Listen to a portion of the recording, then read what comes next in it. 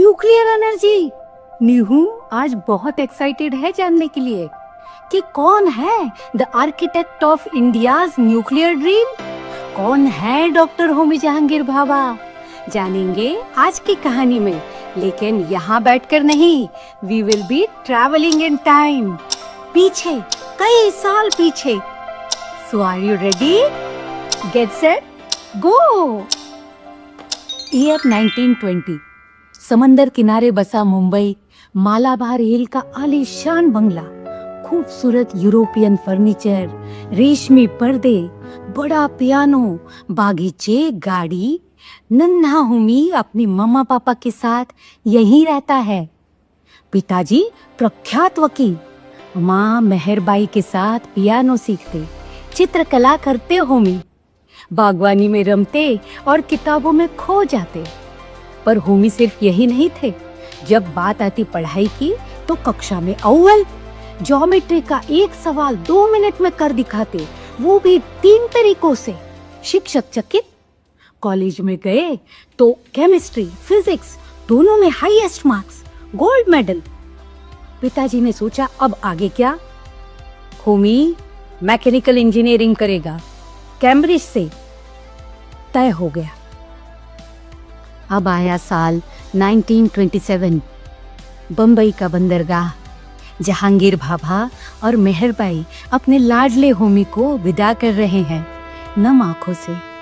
होमी भी हाथ हिला रहे हैं, मुस्कुराते हुए दूर जाते बम्बई के किनारे को देख रहे हैं और मन में सोच रहे हैं, मैं जा रहा हूँ कैम्ब्रिज पढ़ने, वहीं जहाँ न्यूटन ने ग्रेविटी खोजी, वहीं मैक्सवेल ने इन्वेंशन किए, वहीं डार्विन ने कितना कुछ सोचा। मैं वहाँ क्या करूँगा? मैं वहाँ क्या खोजूंगा? कैम्ब्रिज की ऐतिहासिक इमारत। होमी ने पढ़ाई तो शुरू की मैकेनिकल इंजीनियरिंग की, लेकिन जल्द ही जाना कि उनका दिल तो फिजिक्स में है, वही वो करना चाहते हैं। फिर पापा को मनाया और फिजिक्स में ही अपना ग्रेजुएशन ऑनर्स कंप्लीट किया। उनके प्रोफेसर्स उस टाइम के बड़े बड़े साइंटिस्ट थे, उनके साथ रिसर्च शुरू कर दी और इसी दौरान यूरोप घूमे, बड़े बड़े वैज्ञानिकों से मिले।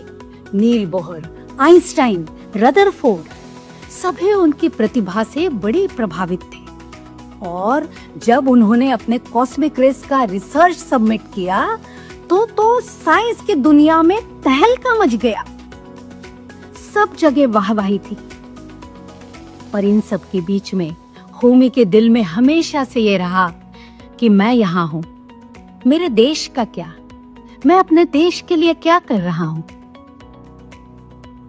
और समय का पहिया कुछ ऐसा घूमा कि ईयर 1939 में एक छोटी सी वेकेशन पे भारत आए डॉक्टर भाभा वापस यूरोप नहीं जा पाए। कारण? क्योंकि तभी वर्ल्ड वॉर 2 शुरू हो गया। पूरा विश्व युद्ध की आग में धधक रहा था। और कोई होता तो निराश हो जाता, टूट जाता, लेकिन ये डॉक्टर भाभा थे। उन्होंने JRD टाटा की मदद से Tata institute of fundamental research की स्थापना की और यहीं पे अपना काम शुरू कर दिया। फिर आया वर्ष 1947, 200 वर्ष की ब्रिटिश शासन की गुलामी की जंजीरों को तोड़ अनेकों कुर्बानियों के बाद 15 अगस्त को देश आजाद हुआ। नई उमंगे, नए सपने अंगड़ाइयां ले रहे थे, लेकिन ये सपने पूरे कैसे हो? अधिकांश भारत बिजली न होने के कारण अंधेरे में डूबा हुआ था और उद्योग धंधों के लिए, प्रगति के लिए एनर्जी चाहिए, ऊर्जा चाहिए, वो कहां से आए? डॉक्टर भाभा ने सोचा इन सब जरूरतों को पूरा करने का जवाब है न्यूक्लियर एनर्जी। लेकिन क्यों न्यूक्लियर एनर्जी? क्योंकि थोड़ी मात्रा में ही न्यूक्लियर एलिमेंट बहुत ज्यादा एनर्जी प्रोड्यूस करते हैं। यानी 1 kg यूरेनियम से जितनी एनर्जी उत्पन्न होती है ना, उसके लिए हमें करीब करीब 3000 टन कोयला लगेगा। और रही बात पॉल्यूशन की, तो यह एक क्लीन एनर्जी है, यानी ये बहुत कम पॉल्यूटेंट्स क्रिएट करता है। इसीलिए डॉक्टर भाभा प्रधानमंत्री से मिले और उन्हें समझाया कि भारत का अपना खुद का एक न्यूक्लियर प्रोग्राम होना चाहिए। और तब स्थापना हुई एटॉमिक एनर्जी कमीशन की, जिसके पहले चेयरमैन थे डॉक्टर होमी जहांगीर भाभा। पर क्या अगला सफर इतना आसान रहा होगा? बिल्कुल नहीं। शून्य से शुरुआत करनी थी। टेक्नोलॉजी, साइंटिस्ट, सभी कुछ जुटाना था। और रही बात उस एलिमेंट की जिससे कि न्यूक्लियर एनर्जी प्राप्त हो, उसकी खोज करनी थी। फिर पूरे भारत में खोज की शुरुआत हुई। जंगलों में, पहाड़ों में, समंदर किनारे, हर जगह। और इस खोज से ये पता चला कि यूरेनियम, जिससे कि हमको इंस्टेंट जल्दी से एनर्जी मिल पाए, वो हमारे पास ज्यादा मात्रा में उपलब्ध नहीं है। लेकिन एक अन्य पदार्थ, एक अन्य एलिमेंट, थोरियम, वो हमारे पास बहुत है, एबंडेंस में है। अब क्या किया जाए? तब डॉक्टर होमी जहांगीर भाभा ने 3 स्टेज न्यूक्लियर प्रोग्राम लाया। ये एक ऐसा प्रोग्राम था जिसके द्वारा हम भविष्य में थोरियम की मदद से ही एनर्जी उत्पन्न कर सकते थे, और इतनी एनर्जी कि बिलियंस ऑफ ईयर्स तक भारत एनर्जी के क्षेत्र में आत्मनिर्भर हो सके। ये एक बहुत यूनिक प्लान था, पूरे विश्व में यूनिक। और फिर काम शुरू हुआ। डॉक्टर होमी जहांगीर भाभा के नेतृत्व में कई वैज्ञानिकों के अथक प्रयास से आया ईयर 1956। भारत का पहला न्यूक्लियर रिएक्टर अप्सरा इनॉग्रेशन के लिए तैयार था। वहां मौजूद वैज्ञानिक, पत्रकार और सभी के दिल की धड़कन तेज थी। प्रधानमंत्री ने इनॉग्रेशन के लिए बटन दबाया, नीली रोशनी चमकी और रिएक्टर शुरू हो गया।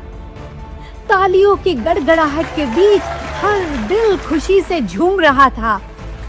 डॉक्टर भाभा और साथी वैज्ञानिकों की आंखें नम थी खुशी से।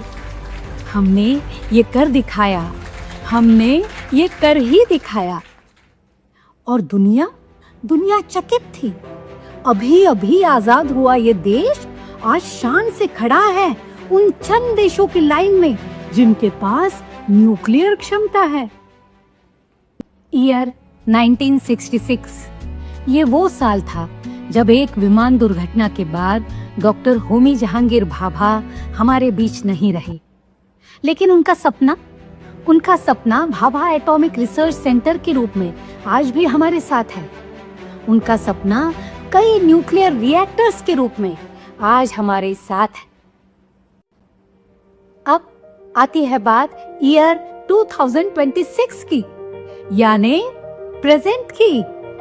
अभी 2 महीने पहले की ही बात है। 6 अप्रैल 2026 को कल्पक्कम शहर में सेकेंड स्टेज का न्यूक्लियर रिएक्टर क्रिटिकल हो गया है, यानी शुरू हो गया है।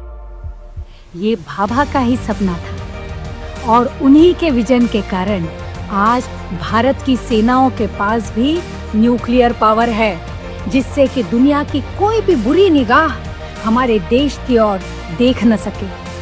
ये आत्मरक्षा के लिए है।